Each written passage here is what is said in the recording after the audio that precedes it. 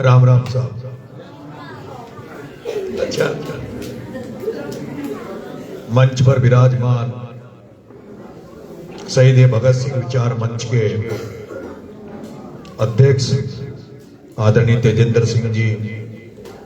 Secretary आदरणीय अमृत सिंह जी, मेरे साथ पधारे मेरे सभी क्रांतिकारी साथी, पंजाब की क्रांतिकारी धरती कपूरथला में मौजूद हमारे राजस्थान के सभी कर्मचारी भाइयों, मेरी माता बहनों, प्यारे बच्चों, कल से जिस तरह से पंजाब की धरती पर आप लोगों ने मुझे प्यार दिया, आशीर्वाद दिया, स्वागत किया, सम्मान किया, उसके लिए मैं तमाम आप सभी लोगों को तहे दिल से धन्यवाद देता हूं, आभार व्यक्त करता हूं। मैं पंजाब की धरती पर एक मिशन के साथ आया हूं और वो मेरा मिशन है कि मैं एक किसान परिवार में पैदा हुआ, एक साधारण परिवार से निकल कर आया हूं और जब मैं किसानों की स्थिति देखता हूं, आसपास जिस तरह का आज वातावरण बन गया, उस वातावरण को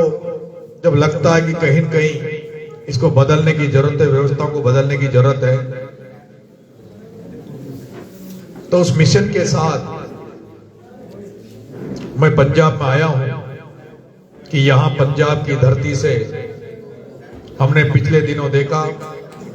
कि किस तरह से भारत में काले कानूनों के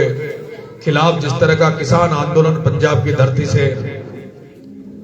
हम सब ने दिल्ली में, राजधानी में देखा, तो मेरा मन था, क्योंकि मैं शुरू से एक ख्वाब रहा है कि मेरे पीछे भी राजनीति में कुछ पद लगे कि ना लगे, लेकिन किसान नेता का मुझे तमगा मिलने का एक ख्वाब मैं सपना देखता हूं। और छात्र राजनीति से निकलने के बाद मेरा हमेशा ये रहता है कि मैं किसानों की समस्याओं को दूर करने का भरसक प्रयास करूं, किसानों की समस्याओं को लेकर दिक्कतों को दूर करने के लिए लड़ाई लड़ूं। तो एक तो मेरा मकसद था कि मैं यहाँ किसान नेताओं से व्यक्तिगत तौर पर मिलूं, उनका मार्गदर्शन लूं, किस तरह से किसान आंदोलन यहाँ खड़े किए जाते हैं, किस तरह से उनके संगठन काम करते हैं, उसके बारे में जाने। और दूसरा, मैं 25 साल से सामाजिक जीवन में काम कर रहा हूं, सामाजिक राजनीतिक जीवन में काम कर रहा हूं, और जब कोई व्यक्ति सामाजिक और राजनीतिक जीवन में काम करता है, सही उद्देश्य के साथ काम करता है, तब एक संगठन की जरूरत होती है, एक ऐसे संगठन में जिसमें ज्यादा से ज्यादा लोगों को जोड़कर हम लोग नेक काम करें, अच्छे काम करें, लोगों की भलाई के लिए काम करें। तब मुझे भी महसूस हुआ कि मुझे भी एक संगठन बनाना चाहिए जिसमें ज्यादा से ज्यादा लोगों को जोड़कर हम लोग दुनिया की जनता की सेवा करें। तब हम देखते हैं कि कई संगठन हम देखते हैं, कोई जाति के आधार पर संगठन बने हुए हैं, कोई धर्म के आधार पर संगठन बने हुए हैं। राजनीतिक पार्टियों ने अपने अपने राजनीतिक स्वार्थों के लिए भी संगठन बनाए हुए हैं, और उन संगठनों से जो लोग जुड़ते हैं उनकी एक अपनी विचारधारा होती है, एक सीमित विचारधारा में बन जाते हैं। लेकिन मुझे लगा कि इस देश में एक ऐसा भी शख्स हुआ जिसने इस देश के लिए सब कुछ न्यौछावर कर दिया, अपने प्राण न्यौछावर कर दिए, और उस 23 साल के बच्चे शहीद भगत सिंह को इस देश का बच्चे से लेके, युवा से लेके, बुजुर्ग से लेके, माता बहने, हर व्यक्ति उसके विचार को सुनता है, उसको देखता है। हर व्यक्ति इस देश में चाहता है कि फिर से इस देश में इंकलाब की जरूरत है, फिर से इस भारत में क्रांति की जरूरत है। जिस तरह से भ्रष्टाचार की जड़ें मजबूत हो गई, नशा की जड़ें मजबूत हो गई, जो हालात किसानों की है, जो जिस तरह से इस देश में अभी व्यवस्थाएं स्थापित हो गई, पूंजीपतियों का राज होने लगा है, सारी बातें सरदार जी ने और भाई राधेश्याम जी ने आपको बताया। तो मैं जब अभी पिछले समय जब मैं सड़कों पे उतरा, चुनाव में उतरा, तब मैंने केवल इंकलाब का नारा और भगत सिंह की फोटो सीने पर लगाकर मैं जब सड़कों पे उतरा, जब मैंने जन क्रांति यात्रा की पैदल यात्रा आरंभ करी, तब भी मैंने भगत सिंह के नारे के साथ, इंकलाब के नारे के साथ, उसकी फोटो के साथ जब मैं सड़कों पे निकला, तो जिस तरह का लोगों में उसके प्रति उत्साह, लोगों में उसके प्रति आकर्षण मुझे दिखा कि आज अगर भारत को बदलना है, व्यवस्था को बदलना है, भ्रष्टाचार को खत्म करना है, नशा को खत्म करना है, तो कहीं कहीं फिर से इंकलाब लाना पड़ेगा, कहीं कहीं क्रांति को फिर से लाना पड़ेगा, लोगों को जगाना पड़ेगा। मुझे लगता है आज भगत सिंह की जरूरत, जब समय भगत सिंह था उससे भी ज्यादा जरूरत, जिस आजाद भारत के सपने को भगत सिंह देखता था, उस आजाद भारत के सपने में, आजाद भारत के होने के बाद भी भगत सिंह के सपने की आज ज्यादा जरूरत है, उससे भी ज्यादा जरूरत है जब वो थी। और इसी सपने के साथ मैंने ये तय किया कि मुझे भगत सिंह की सेना बनानी चाहिए, जिसमें हर व्यक्ति,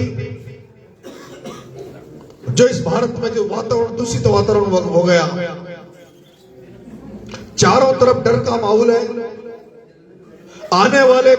बच्चों के भविष्य को देखकर टेंशन में रहते हैं कि आने वाला हमारा भारत कैसा होगा। तब मुझे लगता है कि फिर से सड़कों पर इंकलाब का नारा गूंजे, भगत सिंह का नारा गूंजे, भगत सिंह की सोच को घर घर तक पहुंचाया जाए। और इसीलिए मैंने भगत सिंह सेना बनाने का जो सपना सजोया है, उस भगत सिंह सेना का मैं औपचारिक रूप से कल उनके जो पैतृक गांव है खटकर कला, वहां कल हम 12 बजे उस संगठन की घोषणा करेंगे। मैं आदरणीय अमृत सिंह जी, आदरणीय तेजेंद्र सिंह जी, आज आपको इसी भगत सिंह ऑडिटोरियम से आपको इनवाइट कर रहा हूं कि कल आप हमें मार्गदर्शित करने के लिए, कल आप कटकर कला भी पधारे। और मैं आज आपको भरोसा दे रहा हूं कि आज आपकी पंजाब की धरती, जहां पर गांव गांव में, गली गली में भगत सिंह का नाम जपा जा रहा है, भगत सिंह को याद किया जा रहा है, लेकिन वीरों की धरती राजस्थान पर भी आने वाले समय में आपको लगेगा कि हर घर के ऊपर इंकलाब का नारा होगा, हर घर के ऊपर भगत सिंह का झंडा होगा। और हमने ये पिछले दिनों देखा भी है, अब तो राष्ट्रीय पार्टियों की बड़ी बड़ी जब मीटिंगें होती है और जब नेता भाषण देते हैं, जब जनता को लगता है कि बड़े मंच पर नेता झूठ बोल रहे हैं, तो युवा वहां खड़े हो जाते हैं, इंकलाब का नारा लगाने लग जाते हैं, और तब ये मैसेज दे दिया जाता है कि भगत सिंह की सेना है, भगत सिंह के इंकलाबी लोग हैं। मैं आपको कल के लिए इनवाइट कर रहा हूं, लेकिन मैं आपको 23 अगस्त के लिए, शहीद भगत सिंह के दिवस के लिए, शहीद दिवस पर मैं आज आपको राजस्थान की धरती पर आमंत्रण करके जा रहा हूं। और 23 मार्च के लिए आज आपको आमंत्रित करके जा रहा हूं। और मुझे उम्मीद है कि जो हमने, जिस तरह की हम सोच रहे हैं, जो प्लान कर रहे हैं, मुझे भरोसा है कि कम से कम राजस्थान में भगत सिंह सेना का जो पहला अधिवेशन 23 मार्च को होगा, उसमें कम से कम 5 लाख लोग हम इकट्ठा राजस्थान में करेंगे।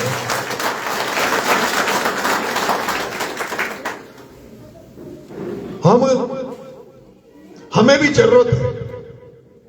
हमें जरूरत है ऐसे लोगों की जो भगत सिंह की विचार को, भगत सिंह की सोच को, भगत सिंह की धर्मनिरपेक्ष सोच को, भगत सिंह के समाजवाद की सोच को आगे बढ़ाने के लिए, घर घर तक, हर व्यक्ति तक पहुंचाने के लिए ऐसे लोग सबका हमें आशीर्वाद मिले, मार्गदर्शन मिले। और मैंने अभी आपको जो सुना है, मुझे लगता है कि अगर आप हमारे साथ हमारे आशीर्वाद देंगे, हमें मार्गदर्शित करेंगे, तो हमें एक और प्रेरणा मिलेगी, आगे बढ़ने की एक रास्ता हमें दिखेगा। तो मैं आपको आमंत्रित कर रहा हूं। मेरे कर्मचारी भाइयों, आपका हमेशा सहयोग मुझे मिलता रहा है।